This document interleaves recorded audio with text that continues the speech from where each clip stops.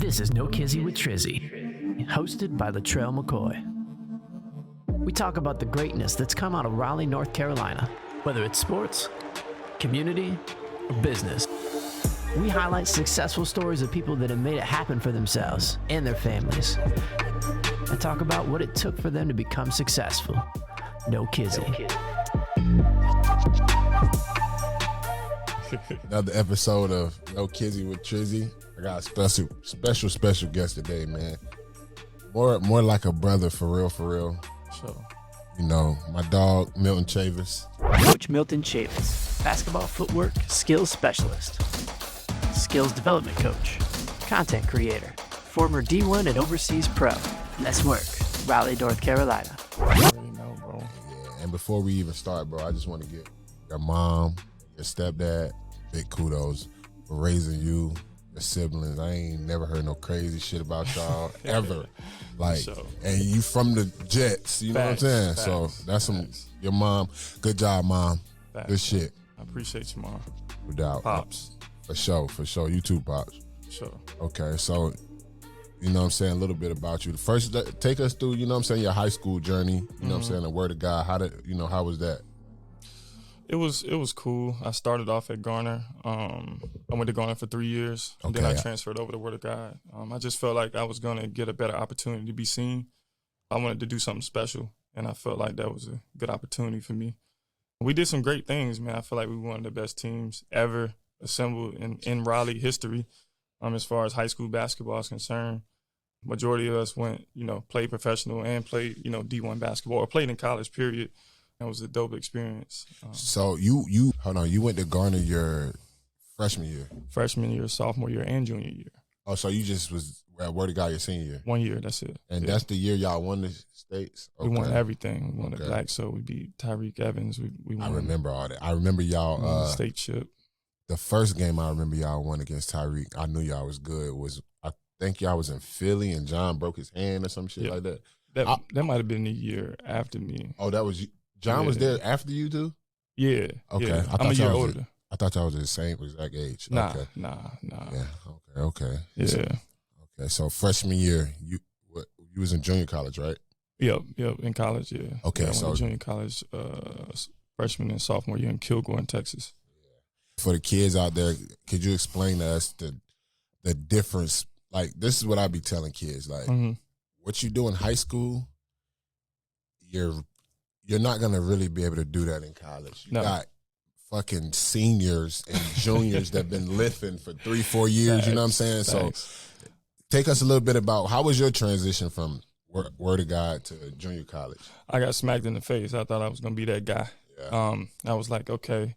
So I didn't go straight to D1 like my goal. Right. But I went to junior college. I'm like, okay, I'm about to be that guy. But I was playing behind this dude named Chris Johnson from Canada. He was arguably the best player in the whole conference. And I had in my mind, I'm about to come in here and just take his spot. Right. And it did not go like that. For sure. And he was tough. Like, he was really nice. Like, it wasn't no cap in him being that good. He ended up getting hurt, like, toward the beginning of the season. So I did end up taking that spot. By that time, I was a little bit more mature. You know what I'm saying? Yeah. Sure. So where did he end up going somewhere after that? Yeah, he went to St. Bonnie's. Okay, St. Bonnie's okay too, for sure. Yeah. So it's your sophomore year you transferred? So sophomore year, I was still in JUCO. I graduated from JUCO. Then I went to Moorhead for 2 years. Okay. So how was that? How was Moorhead? Moorhead was fun. Junior year? Yeah, my junior year. Okay. Like, unlike y'all, like, I started playing basketball, but I didn't play basketball on a big enough scale until I got like toward like the end of my high school year. So nobody really knew who I was except for y'all, like the people that I kind of grew up with. I just had to keep putting my work in. I didn't have really anybody helping me. I didn't really have any sense of direction of where to go. Neither one of my parents played basketball. They weren't in that world. So I started playing AAU late, I feel like I wasn't mature enough in basketball. I didn't have enough experience to be really good, and I'm glad I went to junior college first. I probably would have embarrassed myself if I went to D1 first. So your mom never hooped? Nah, she played volleyball. Well, y'all got some good genetics, because your brother, you know what I'm saying? Like, yeah, you know, if you're from the city, you know. For sure. That. But yeah, sure. So and then let's skip to your senior year in college. You know, you led the team in scoring. Yep. and I seen a couple of your games. The game you played against Kentucky. Yep. How was that going from, freshman year to now you're the leader? Right, you know what I'm saying? Right. It was a whole different thing for me, and I kind of wasn't prepared for it. I was having fun with it, and I stopped doing my daily routine. Midway through the season, I had a little bit of a Russell Westbrook moment. You feel me? But I got back to my principles. I got back to locking in. It just helped me understand what it takes to be consistent and consistently good. And it really takes work. Like, people don't understand how much work it takes. Even during the season, I used to be like, man, I'm tired, but I still got to find a way to get my work in if I want to separate myself. Right. And like we said, it's so much easier looking on TV Facts. at a motherfucker like Russell Westbrook and clowning them like, oh, but in all actuality, I'm at the gym all the time because I hoop. I be with kids and they like, oh, Russell's this. I can't stand that jump, bro. Like, bro, do you know what Russell Westbrook would do to you? Like, they don't really understand. Like, seriously. Man. They don't understand. They don't understand how good the NBA guys really are. Like, Pat Bev averaged 37 in high school. For real. Averaged. And that's another one people talk about. Like, people really don't understand how good they are. It's a whole different ball game. Now, you finished your senior year. Yeah. You went straight overseas after your senior year? No. So I got an agent, and he didn't get me a job for a full year, so I was just working out. And I was frustrated with basketball at that point, too. I was like, man, you know what?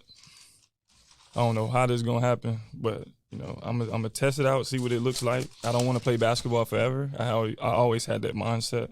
I was frustrated within that year, and then I got another agent, and he found me a job, and I just went crazy. Yeah, you needed to fire his ass. Facts. Got you out for a whole year. A whole year. Jump over the basketball goal, man. Facts.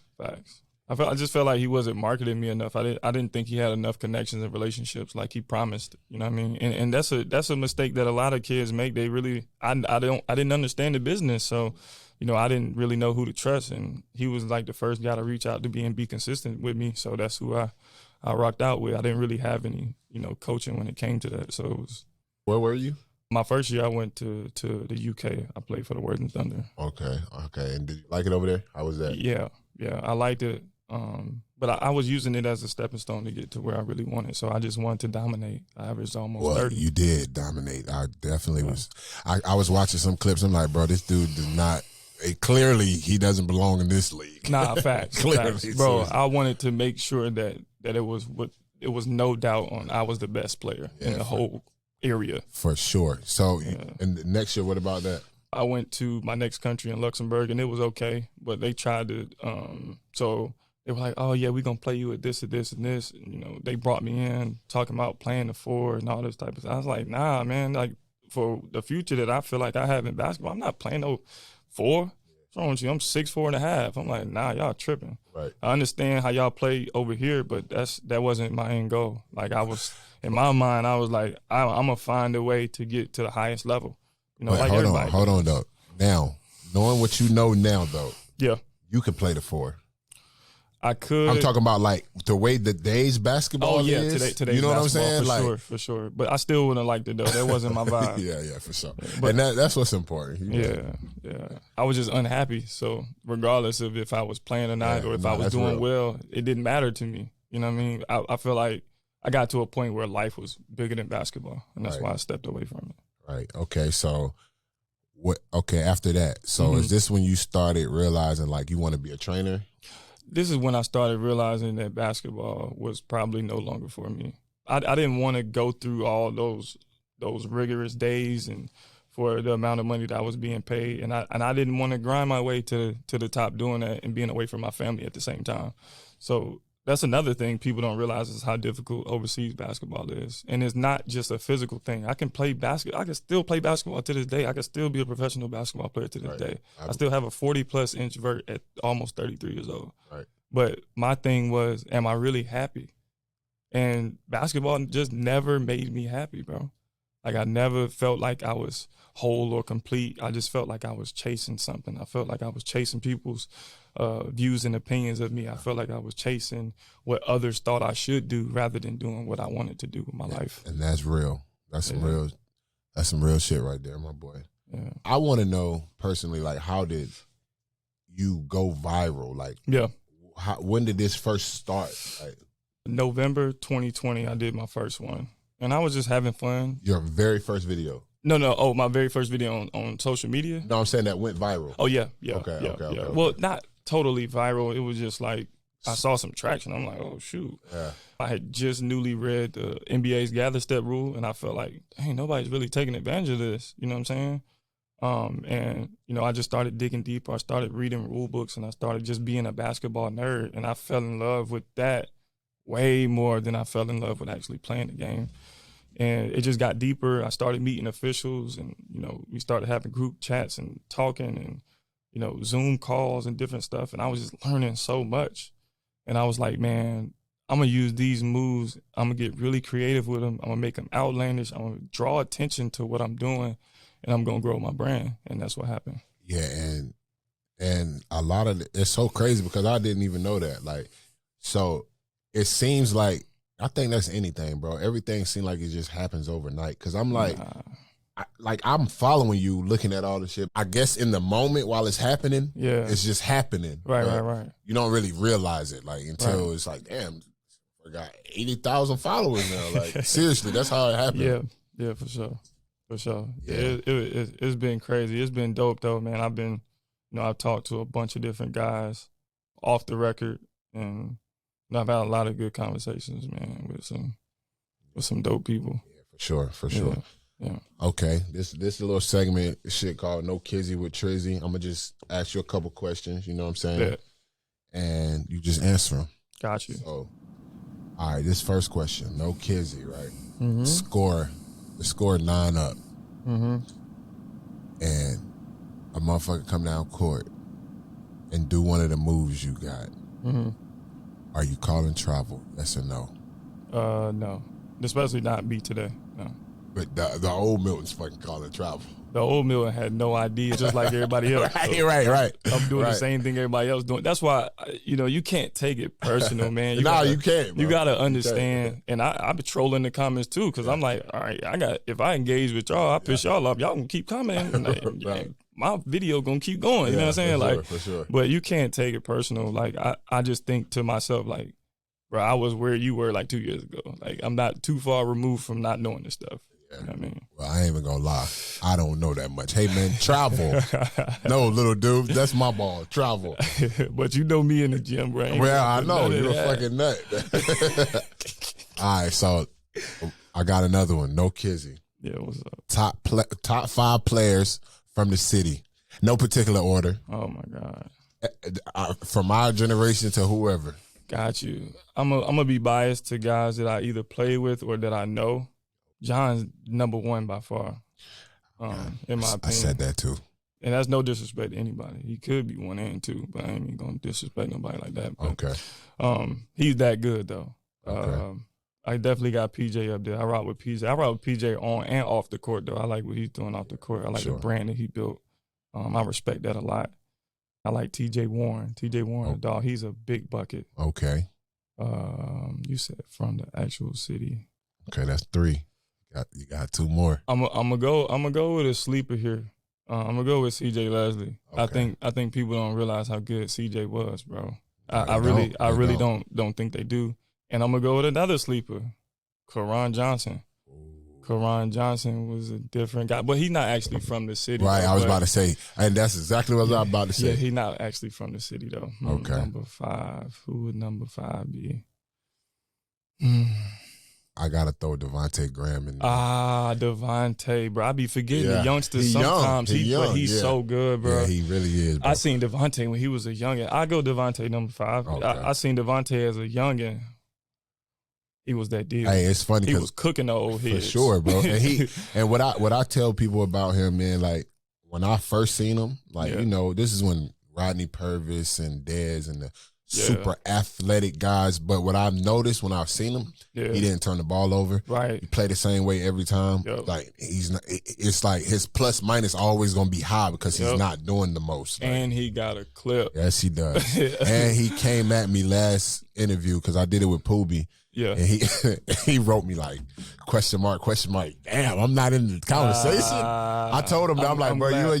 you young, bro. It's for the old heads. It's hard. That's my bad, Tay. My bad. You one of them for real. For sure. Tell you, you got your flowers, young fella. Damn. Facts. All right. Okay. So with this situation, what you got is good. Where you see yourself like with all this in the next couple years? I just see myself continuing to help young people because that's what the most important thing for me is, and that's why I stepped into what I'm doing. It's deeper than making money. It's deeper than what people may see from the outside. I really care about basketball. I really care about teaching it the right way. I really care about seeing other people succeed and go further than where I got. A lot of us didn't have help. We didn't have guidance. And we came from the same exact projects. And, me, you, and Jason, we all doing, way better than a lot of people that we knew growing up, you know what I mean? So just being that light in their life and being a genuine and real person on their side that can help them reach their goals, you know what I mean? And I also love investing, investing in real estate and somewhat crypto, but I like investing too. I want to build generational wealth for my family. I just want to be a staple for my family and leave behind a legacy of being hardworking, being honest, being real, and taking care of my family. Well, you're doing a damn good job, my brother. And like I said, I'm proud of you, dog. And I appreciate it, bro. Yeah, that's about it, man. I ain't gonna hold you up too much longer. That's Appreciate love, Brody. everything. Man, no doubt. Love, right. Brody. All right, we out.